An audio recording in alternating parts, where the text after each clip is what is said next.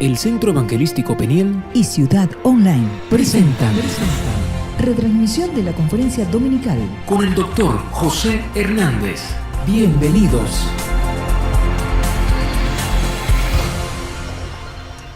Después de mí usted va a repetir 3 veces. Quiero decirles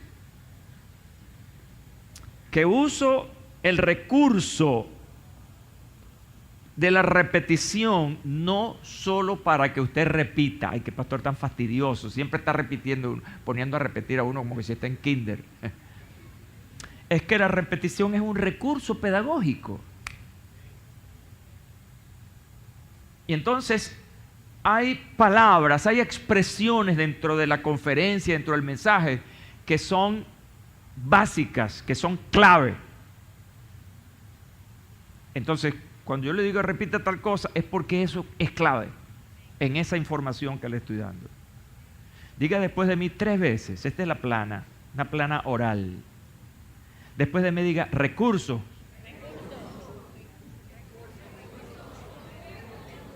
Hay que hacer la plana otra vez. Después de mi aplauso, usted dice la que viene. Recurso. Ok, recursos. Necesitamos recursos para la cosecha. En otras palabras, la cosecha no se va a dar sola. Aquí no hay automatismos, aquí hay procesos. Y en esos procesos deben intervenir los recursos. Así que siguiendo con este tema, con esta idea de una palabra clave, cosecha, vamos a hablar de recursos que aseguran la cosecha. Y es que durante varias semanas, ya a mí hasta se me olvidó cuándo fue que esto comenzó, porque esto no lo comencé yo, esto lo comenzó el Señor. Hemos estado ocupados en una palabra que encierra varias. Una palabra encierra varias palabras. Y si ustedes se combinan conmigo para hacer una especie de revista general, tengo muchos agudos, por favor, muchos agudos. Si usted se conecta conmigo para pasarle una revista a lo que hemos hablado de este tema hasta ahora, va a encontrar una familiaridad con las siguientes palabras: desafíos. Va a encontrar la palabra riesgos.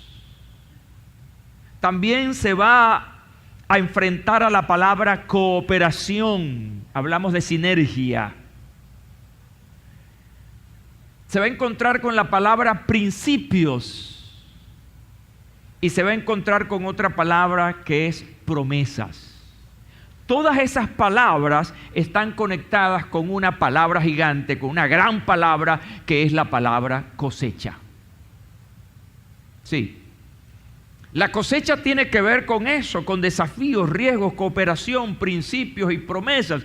Lo hemos estado conversando durante estas semanas. Yo comencé hablando de esto por algo que puse delante del Señor como una aspiración, no como un reclamo, sencillamente como una aspiración. Señor, hemos trabajado tanto que nos merecemos una gran cosecha. A finales del año pasado, principios de este año, esa aspiración estuvo en mi oración. Señor, hemos trabajado tanto que nos merecemos una gran cosecha. Luego esto se convirtió intencionalmente en una serie. Al principio no lo fue, pero luego entendí e intencionalmente hemos ido construyendo esta serie interesante.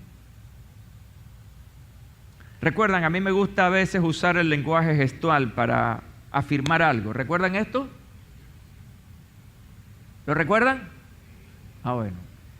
Cuando hice esto, les decía, póngale el ojo a lo que está pasando. Haga un seguimiento a lo que está pasando en el centro evangelístico. Póngale atención. Porque una sucesión de acontecimientos que me imaginaba yo que como armar un rompecabezas aparecieron en este tiempo. Una cosa, otra cosa, otra cosa. Y esas piezas dentro de esto que yo me imagino como un rompecabezas es un franco ascenso en nuestra asistencia dominical en ambas sedes, a pesar de las circunstancias que estamos pasando con el transporte. Unas 400 personas en nuestra reciente vigilia. Un aumento histórico en nuestros jueves de ayuno aquí en esta sede que parecía imposible por la circunstancia que tenemos, que no hay un transporte, una ruta de transporte. Pero esto se ha elevado numéricamente semana tras semana, que ya nuestro número de hermanos que venimos a ayunar y a orar en este lugar ya está en el mismo promedio de la sede sur.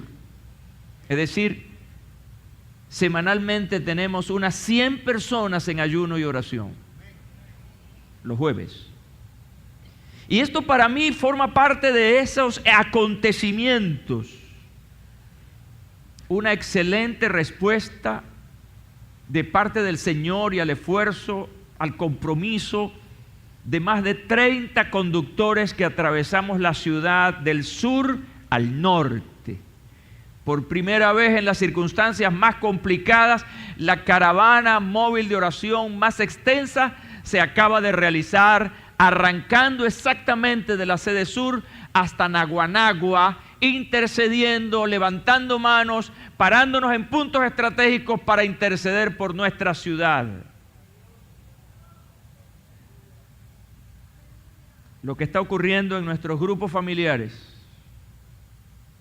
¿Sabe por qué me gusta lo que está pasando, hermanos? Especialmente con lo último que hemos estado haciendo, creo que en los 4 domingos. Es que no está dentro de una estrategia. Eso no lo escribí yo, vamos a hacerlo así en el mes tal, el día tal. No, ocurrió sencillamente, y entendí y dije, eso es de parte del Señor. Y por eso cada domingo estamos viendo grupos y grupos de personas aquí dando testimonio de que en su comunidad hay un pueblo que está testificando de Jesucristo para salvación, sanidad y liberación.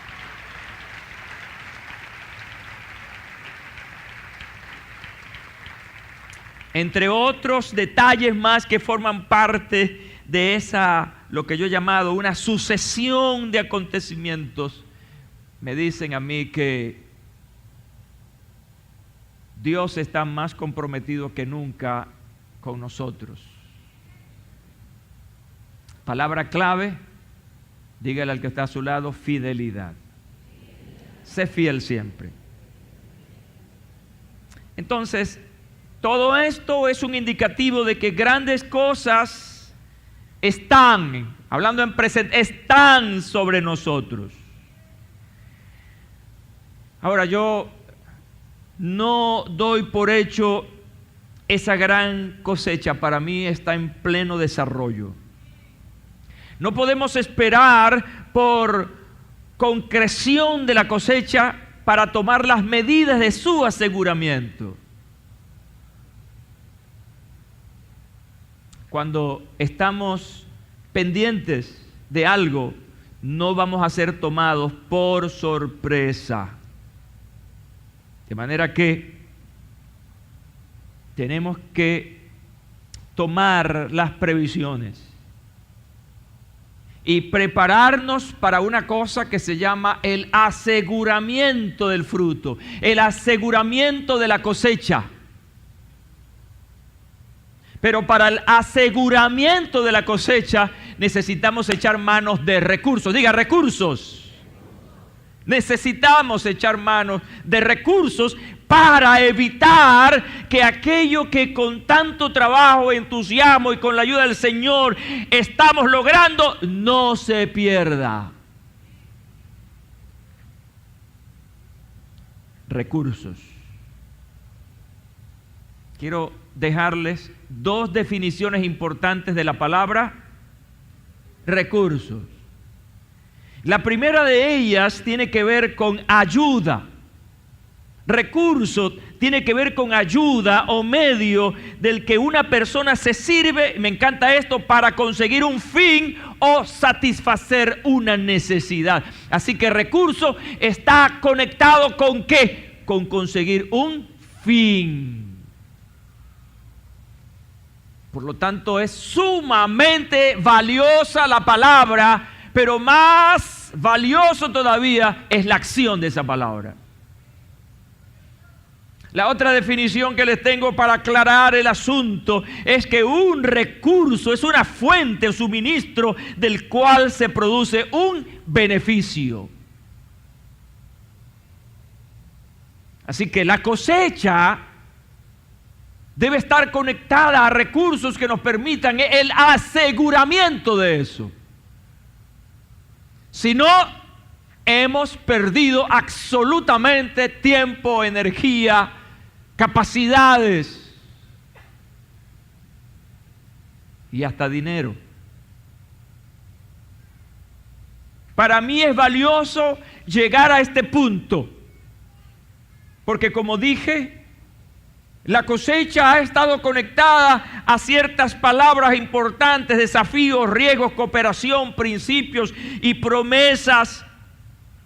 Y no es posible que todo esto lo perdamos. No, entonces seamos inteligentes. Y más que inteligentes, porque tenemos el conocimiento, seamos sabios para cuidar aquello que Dios nos ha dado para administrar. Dígale al que está a su lado: eres un mayordomo de la cosecha. Y los mayordomos son los que están llamados a dar cuenta.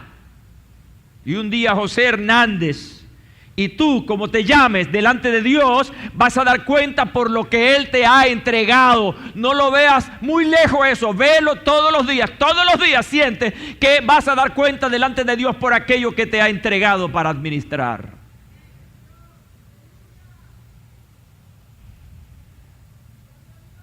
Voy a enseñarles, a recordarles quizá, 3 recursos indispensables, 3 recursos necesarios. Yo lo llamaría recursos indispensables para la conservación del fruto.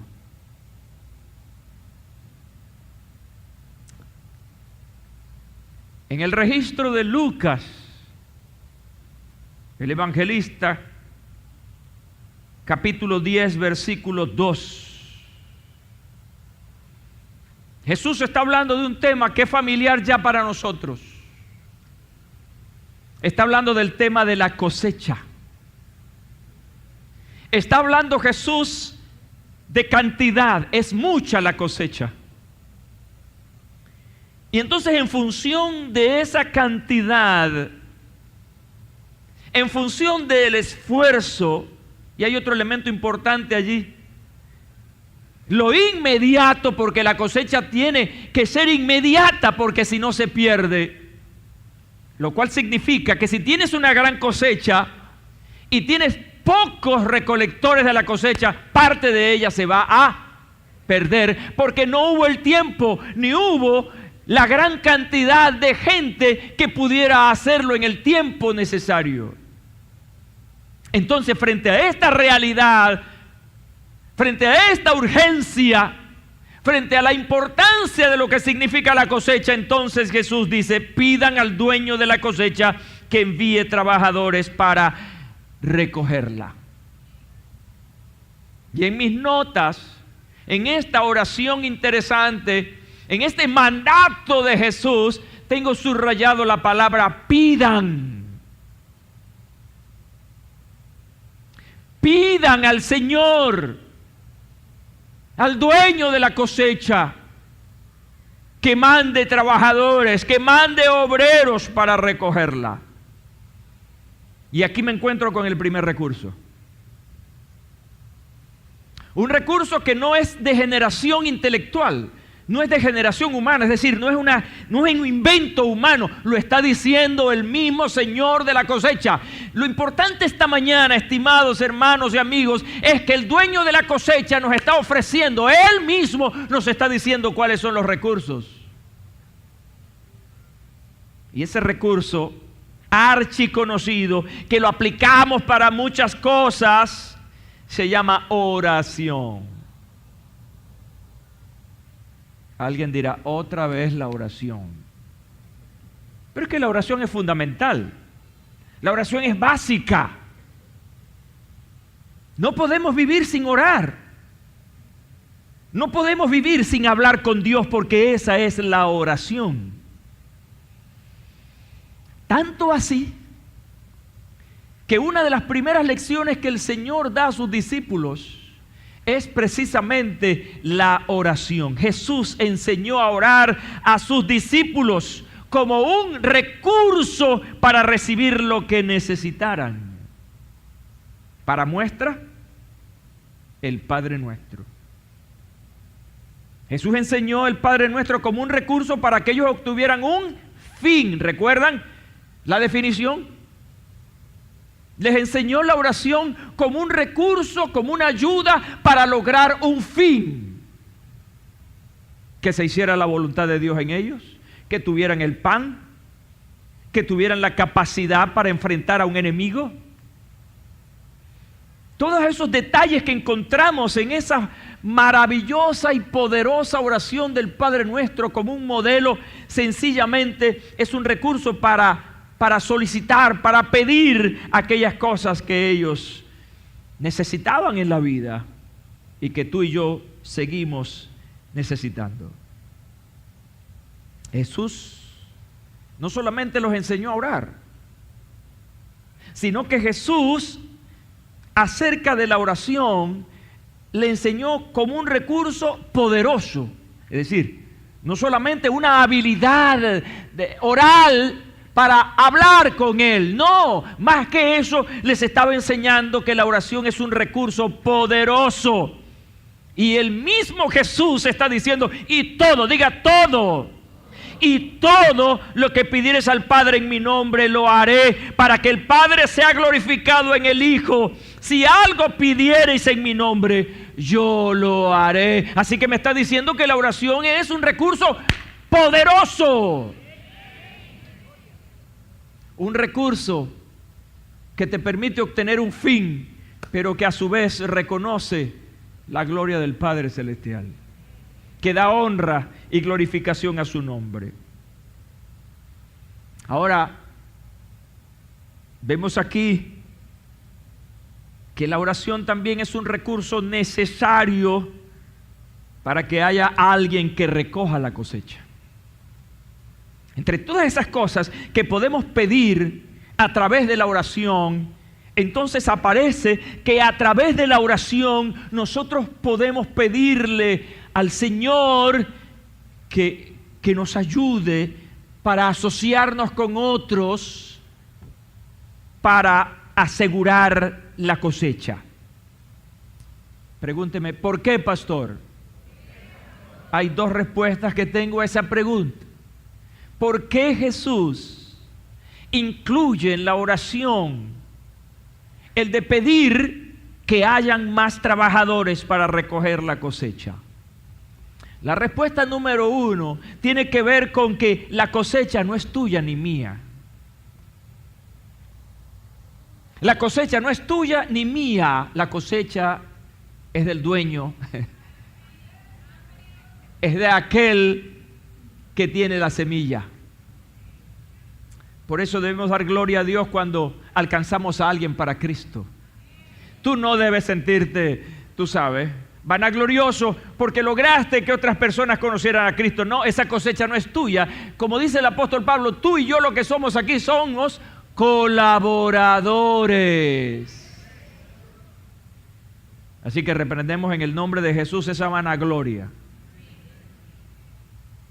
Y qué hermoso ser instrumento del Señor para intervenir en la cosecha.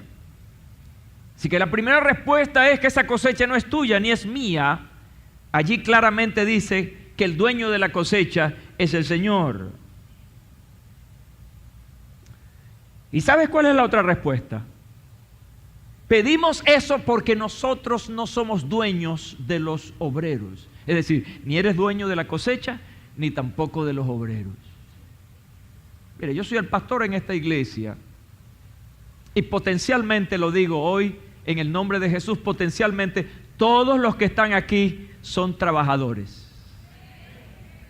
Voy a hacerlo ahora de derecha a izquierda. Todos los que están aquí potencialmente somos trabajadores. Y aunque son miembros de esta iglesia y están bajo mi autoridad, ustedes no son míos.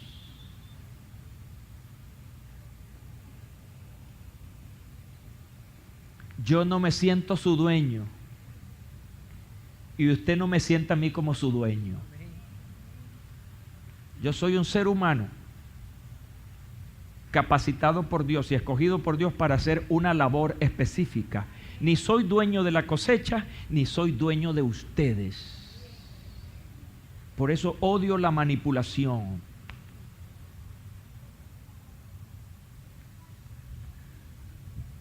¿Sabe quién es su dueño? Levante la mano y señale para allá arriba. Él es tu dueño. Él es tu Señor. A Él es quien debes respeto, sujeción. Mira, y quiero tomar esto de una manera gráfica. Hay gente que está haciendo algo malo o algo sospechoso y viene el pastor y se esconden. ¿Por qué te escondes? Si soy un ser humano igual que tú, escóndete a aquel que sabe que no te puedes esconder, pues. ¿Me estoy explicando? Hay gente que le tiene más respeto y temor al pastor que a Dios. Equivocado. Sí debes respetar a tu pastor y ser obediente a las pautas, pero por encima de ese hombre, cualquiera que sea, José Hernández, Ramón, Petra, como se llame ese pastor, debes tenerle mayor respeto y sujeción a aquel que dio su vida por ti. Dígame a eso.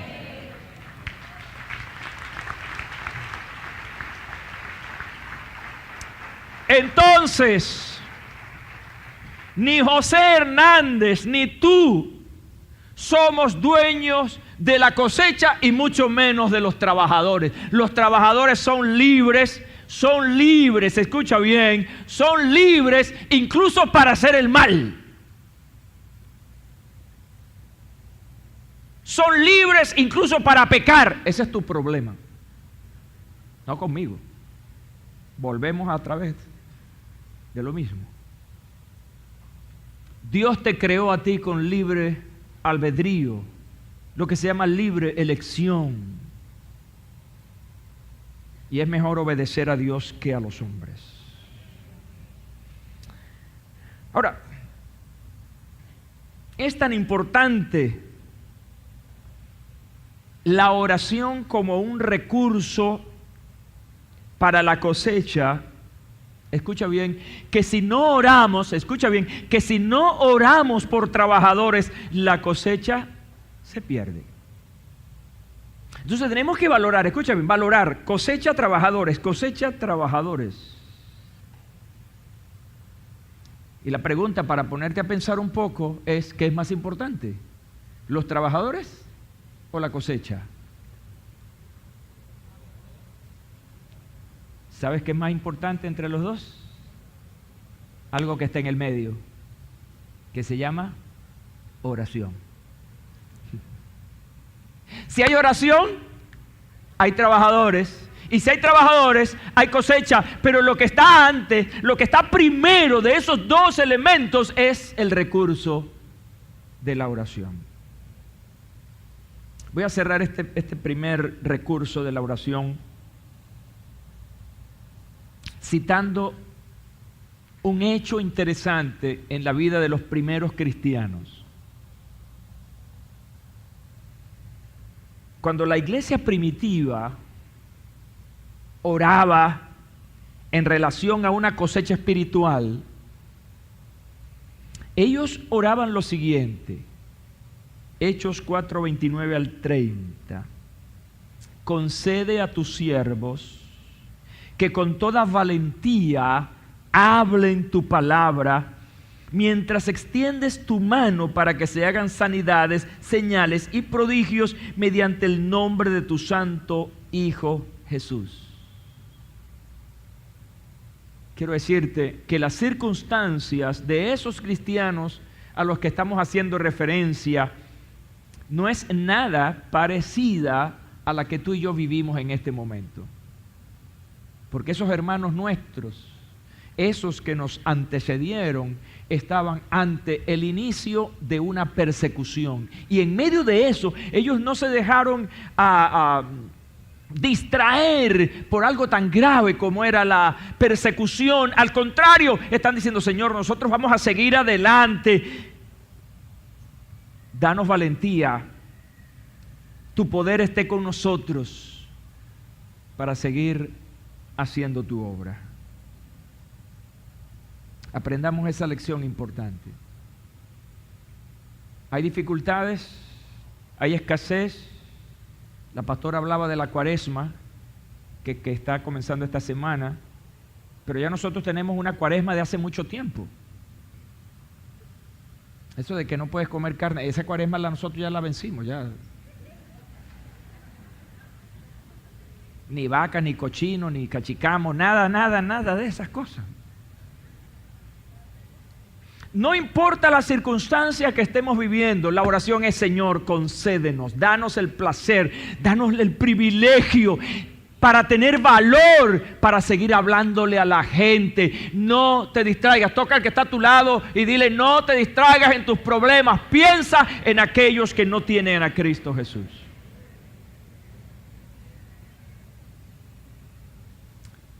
El segundo recurso que quiero compartirles hoy es otro recurso vital, es la consolidación o conservación del fruto. Voy a leerles esto textualmente, obviamente, porque les he dicho que la cosecha espiritual es tomado de un tipo que es la cosecha literal. Y literalmente, en lo que a la conservación de fruto, hay esto que quiero compartirles: la importancia de métodos de conservación. ¿Por qué? ¿Por qué es importante? La respuesta es: muchos microorganismos como las bacterias y los hongos que estropean los alimentos con rapidez. También las enzimas que están presentes en todos los alimentos frescos, que son sustancias catalizadoras que favorecen la degradación y los cambios químicos que afectan. No hay ningún método de conservación que ofrezca protección frente a todos los riesgos posibles durante un periodo ilimitado de tiempo. La conservación de alimentos es la ciencia que, aprendidos por el hombre a través de su experiencia, para controlar sus causas que los descomponen. Esto es en el mundo natural.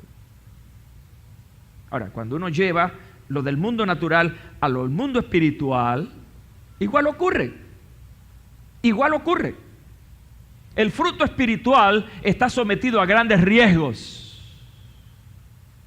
Por lo tanto, tenemos que tomar las previsiones para evitar que ese fruto se pierda.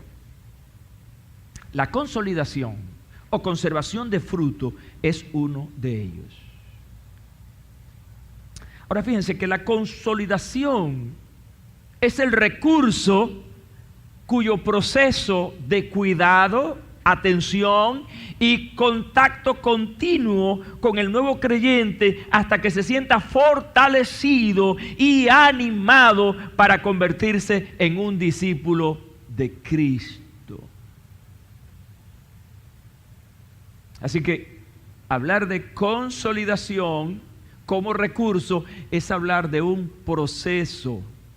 Que así como en el mundo natural los alimentos no se conservan de un momento a otro, sino que entran en un proceso, igual la consolidación es un trabajo que hay que hacer con atención para evitar que ese fruto se pierda. ¿Están conmigo esta mañana? Cuando ustedes se cansen me avisan y yo termino. Yo respeto eso. Si no se cuida la cosecha, se perderá. 2 más 2, 4. Así de sencillo. Por esta razón, hermanos, amigos, es vital, es importante contar con recursos para conservar la cosecha. Si esto lo hemos aprendido del ambiente natural, entonces tenemos que aprender de la naturaleza. Jesús fue un experto en tomar aspectos de la naturaleza para enseñar una verdad espiritual. ¿Recuerdan eso, verdad? Siempre lo hacía. Así que aprendamos del mundo natural y tomemos las previsiones. Estas palabras que les voy a leer a continuación revelan el gran interés, la urgencia que tenía Jesús en relación al cuidado, porque la consolidación tiene que ver con cuidado de un neonatal, de un neonato, de un recién nacido que no se sabe valer por sí solo y hay que cuidarlo. ¿Se entiende eso, verdad? Y Jesús tenía una fuerte carga por los nuevos convertidos. Por lo tanto, el Señor encomendó insistentemente a Pedro de cuidar los discípulos. Juan 21, 15 al 17. Jesús dijo a Simón Pedro: Simón, hijo de Jonás, ¿me amas más que estos? Le dijo: sí, Señor, tú sabes que te amo. Jesús le dijo: apacienta mis corderos. Volvió a decir por segunda vez: Simón, hijo de Jonás, ¿me amas? Le contestó: sí, Señor, tú sabes que te amo. Jesús le dijo: pastorea mis ovejas. Versículo 17. Le dijo por tercera vez: Simón, hijo de Jonás, ¿me amas? Pedro se entristeció de que le dijera por tercera vez: ¿me amas? Y le dijo: Señor, tú conoces todas las cosas, tú sabes que te amo. Jesús le dijo: apacienta mis ovejas. ¿Cuántas veces le preguntó? ¿Cuántas veces le respondió? ¿Fue siempre la misma pregunta? ¿Fue siempre la misma respuesta? Siempre fue la misma pregunta, quizás palabras menos, palabras más, pero el contenido esencial siempre fue lo mismo. Y la respuesta de Pedro, ¿cuál fue? Siempre fue la misma. Tú sabes que te amo. La respuesta de si amaba o no a Jesús implicaba la respuesta. A ver, si él está diciendo que le ama, pues obviamente está diciendo que va a hacer lo que el Señor le está pidiendo. Cuando uno estudia la interpretación bíblica, eso es importante porque eso es lo que le da el valor o la idea central al tema. ¿Cuál es la idea central de ese tema? El cuidado de las ovejas. ¿Cuál es la idea central de ese tema? La consolidación, el esfuerzo por mantener a aquellos que vienen a Cristo Jesús. Se llama, en los términos técnicos de interpretación, se llama reiteración. Hay una reiteración. Jesús está reiterando algo para fijar algo en la mente de Pedro. Esto genera pues un valor importante. ¿Que se lo está dando quién? Jesús. La primera gran cosecha, escucha bien, la primera gran siembra que se hace aquí es la siembra misma de Jesús, que dio su vida, que murió por nosotros, lo cual ha generado una gran cosecha, pero a ese alto precio, oiga, a ese alto precio hay que darle un gran valor. Es decir, evitar que se pierda la cosecha porque se ha pagado un gran precio. El apóstol Pablo, en su labor evangelística, mejor dicho, en su labor misionera, porque era un plantador de iglesia, era un embajador.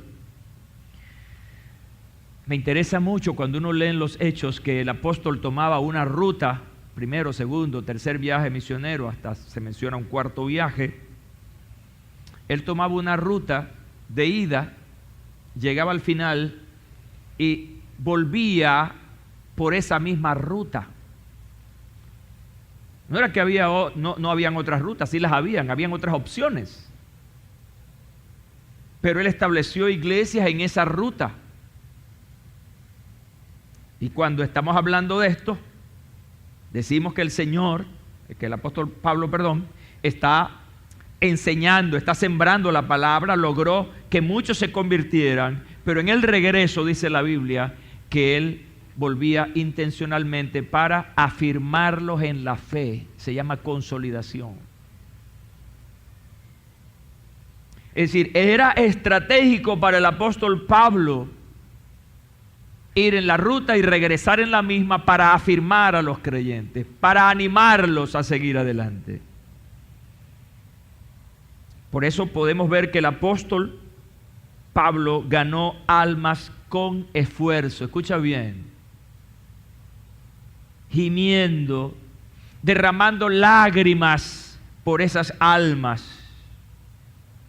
Por eso cuando tú lees la carta que le escribe a los hermanos Gálatas, en el capítulo 4, versículo 19, te encuentras con esta verdad del corazón, lo que yo llamo una verdad emocional.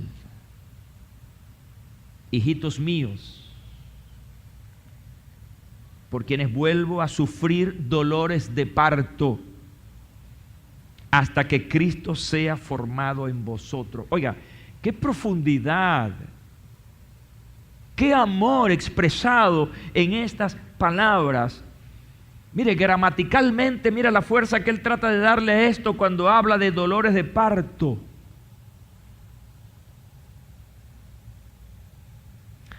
Hasta que Cristo sea formado en vosotros. Mira, pudiéramos pasar más tiempo en esto, pero la expresión hasta que Cristo sea formado en vosotros, la pregunta es, ¿ya estaba formado Cristo en ellos? ¿Hasta qué? Significa que hay un proceso. No estaba formado, pero estaba en su proceso. Para Pablo era necesario terminar el proceso, y terminar el proceso era que ellos ya, como discípulos de Cristo, se valieran por sí mismos. Ya no eran niños, ya son adultos responsables. ¿Se entiende eso que acabo de decir?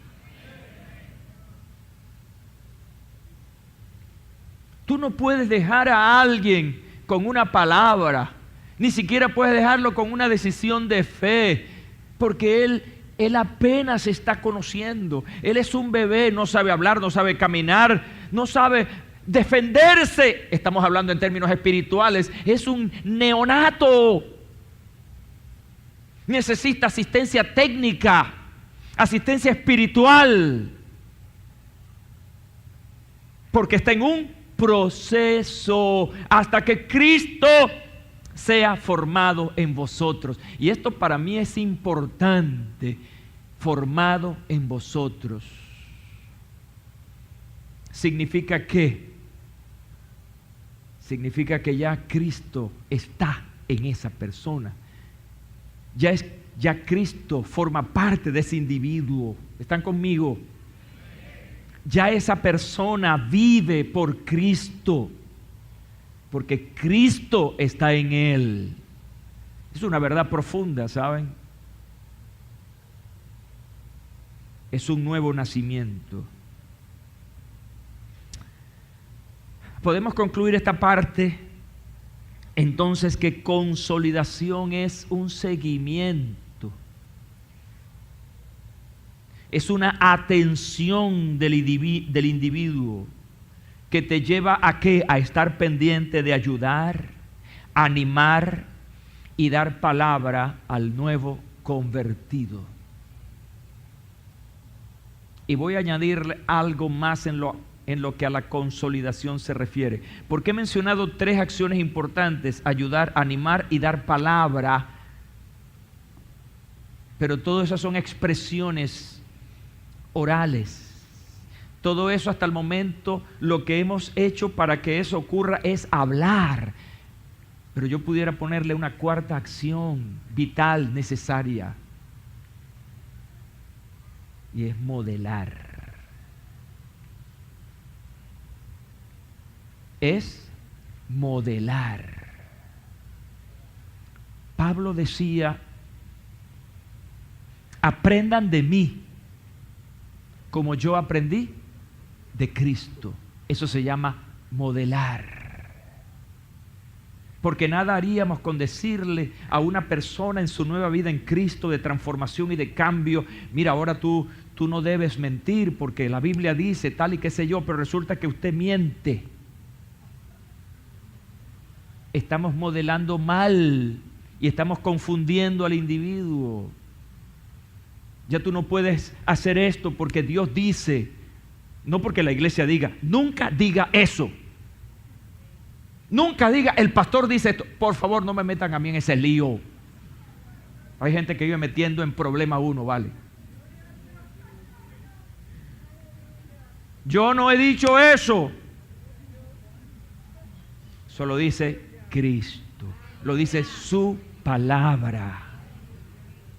Entonces, cuando tú le dices a una persona, tienes que vivir una manera santa y tal y qué sé yo, ¿quién es el primero que tiene que vivir eso? ¿Quién es la primera que tiene que vivir eso? Dígalo, dígalo, dígalo, dígalo, dígalo, dígalo, dígalo, dígalo. Yo. Es mi responsabilidad, porque si no estamos modelando mal. Por eso es que hay muchos discípulos torcidos. Porque el otro discípulo lo torció. Porque él imitó lo que ese le dio como impresión. ¿Usted está conmigo esta mañana? Esa es la parte dura de la conferencia de hoy. Ayúdanos, Señor, a ser ejemplo. Ayúdanos, Señor, a modelar como tú modelaste para nosotros. A no engañar, no estafar, no mentir, no ser permisivos con nuestra sexualidad, a perdonar, a sobrellevarnos los unos a los otros. Digan amén a eso. Finalmente, el otro recurso tiene que ver con el discipulado.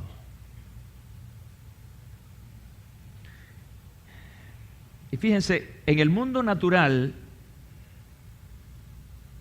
pregunto, ¿los niños van a la escuela recién nacidos? Pregunto, hay guarderías, pero escuelitas para los niños, ¿a qué edad más o menos en este país el sistema educativo dicen que nuestros niños deben ir a la escuela? 4 años. ¿Y a los 4 años a qué van? Ya van a aprender algo. Ya entran en un programa educativo.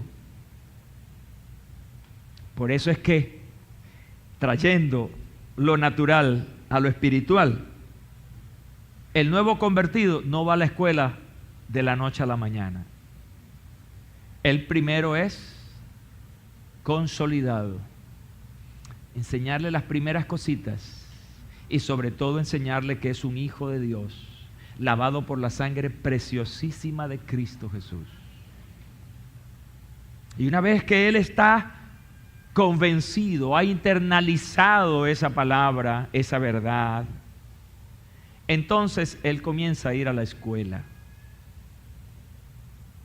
Usamos una palabra técnica nosotros aquí, los evangélicos, o la iglesia evangélica, que es la palabra discipulado, que viene de la palabra discípulo. Y la palabra discípulo viene de una palabra que es aprendiz. Aprendiz, discípulo, discipulado, que es ya el proceso donde entra la persona a aprender. De manera que así como la consolidación es un proceso, el discipulado cristiano es el proceso mediante el cual los discípulos crecen en el Señor Jesucristo y son equipados por el Espíritu Santo que habita ya en ellos. ¿Con qué motivo? Con el motivo de vencer las presiones, las pruebas de esta vida presente. Y el fin es que se parezcan a Cristo. ¿Cuántos ya se parecen a Cristo? Estoy en proceso. Cada día estoy aprendiendo. Cristo no hace eso, por lo tanto, José, no lo hagas. Es un proceso de vida. Porque cada día la vida nos está trayendo nuevas experiencias novedosas. No sabemos cómo responderle. Siempre pregúntale a Jesús: Señor, ¿cómo actuarías tú en este caso? ¿Qué harías tú, Señor Jesús? Pero el fin del discipulado es que ese creyente adquiera el carácter de Jesucristo, el ser como Cristo. Discipulado entonces es el recurso mediante el cual enseñamos al discípulo la palabra de Cristo en obediencia a un mandato para que él reproduzca en su vida la palabra de Cristo. Es un mandato de hacerlo, cuyo fin es que aquel que es enseñado esa palabra entonces adquiera las características de Jesús.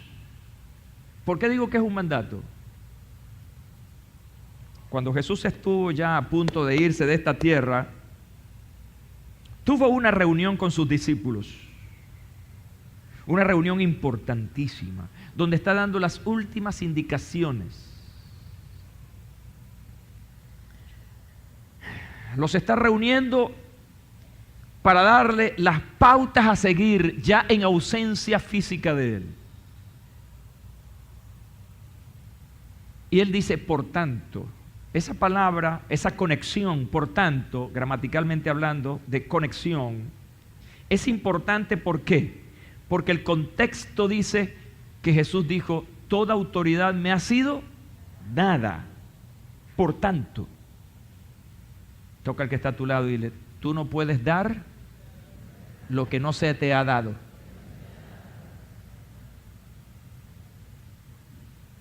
A Jesús le había sido dado autoridad y por lo tanto la estaba dando a sus discípulos. Aquí lo que estaba ocurriendo es una cosa que se llama empoderamiento. Jesús los estaba empoderando, les estaba dando autoridad, poder para hacer algo. Por tanto, vayan y hagan discípulos a todas las naciones, bautizándoles en el nombre del Padre, del Hijo y del Espíritu Santo, y añade el versículo 20 de este capítulo 28 de Mateo, enseñándoles que guarden todas las cosas que os he mandado, y aquí yo estoy con vosotros todos los días hasta el fin del mundo. Dos palabras claves aquí en este mandato: hacer discípulos y enseñarlos. No puede haber un discípulo sin enseñanza. De manera que son dos elementos que se combinan para obtener un fin importante.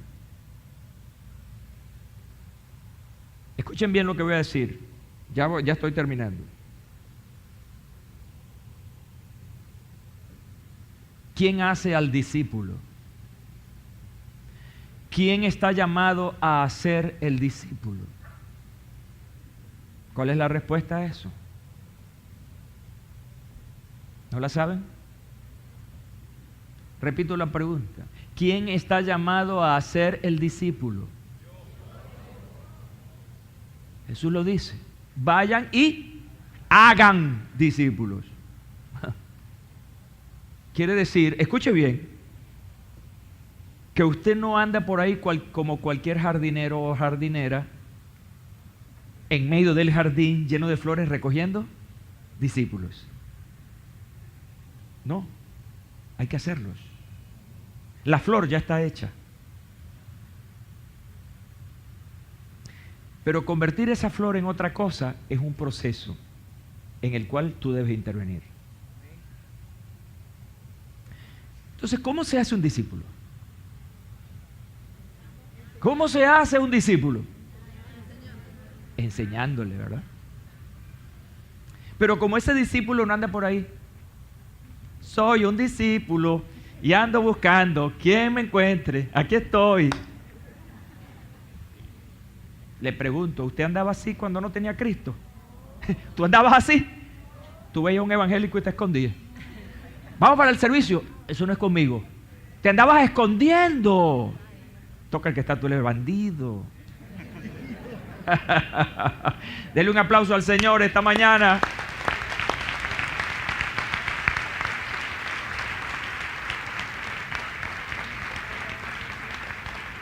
Tú no andabas ofreciéndote y te pusiste un cartel.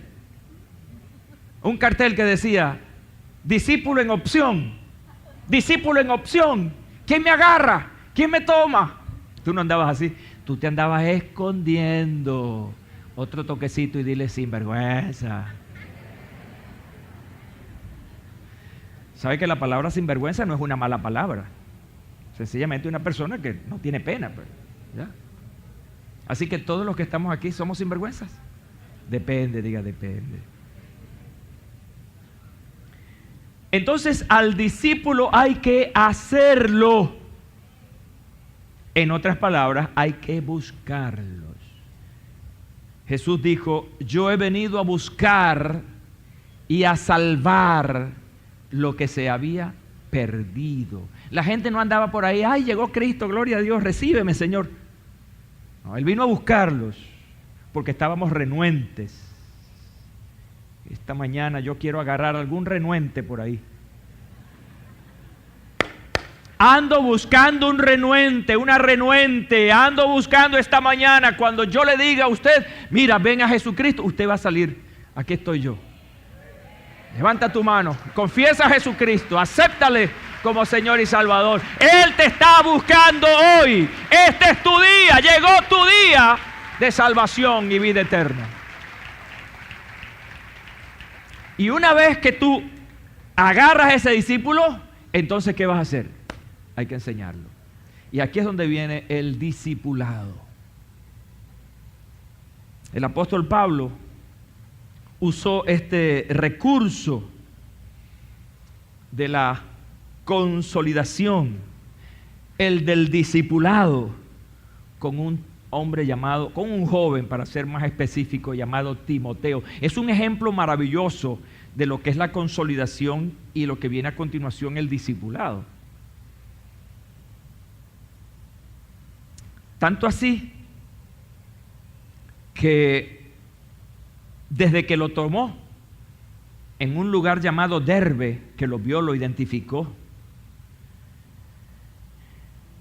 se dedicó a formar en él el carácter de Cristo. Lo hizo parte de su equipo. Ven para que aprendas conmigo. Ven para que yo voy a modelar para ti. Y se lo llevó. Le escribió 2 cartas. Es decir, el apóstol estuvo empeñado en hacer de Timoteo un discípulo de Cristo. Y entonces le escribe, en su segunda carta le escribe algo maravilloso.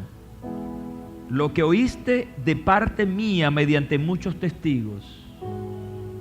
Discipulado. Esto encarga a hombres fieles que sean idóneos para enseñar también a otros. Y por eso es que esta cosecha no va a terminar sino cuando Cristo venga a recogerla definitivamente. Porque tú que te vas a entregar hoy a Cristo, tú que vas a confesar el nombre de Jesús como tu Salvador, tú serás también un consolidador y serás un discipulador y vas a ganar a otros para Jesucristo. Digan amén esta mañana.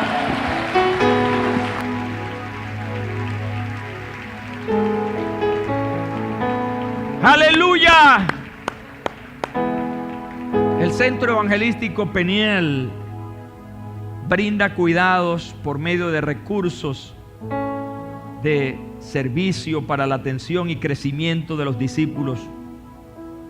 Mediante esto son entes de servicio, los llamamos ministerios, consolidación, escuela de discipulado, ministerio de intercesión y otros más que coadyuvan en la vida de un nuevo convertido.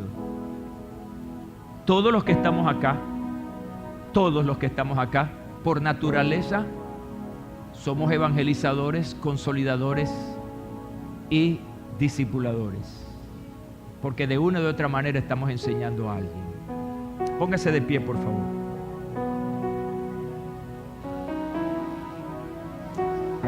Oh, gloria a Dios.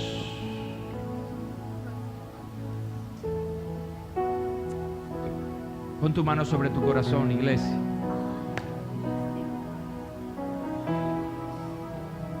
Ora después de mí. Señor Jesús, te doy gracias. Gracias, Señor, por ser parte de esto, por ser un colaborador en la gran cosecha. Esta mañana, aquí está mi corazón, como una ofrenda para ti, una ofrenda de servicio, porque quiero ser esa persona que te sirva, que se esfuerza por alcanzar a otros, para darles a conocer tu nombre, para ayudarlos a crecer en la fe, pero también para enseñarlos con mi propia vida, que yo sea ese instrumento que modele para otros. Señor, quiero ser parte esencial, vital en esta gran cosecha. Así que recibe hoy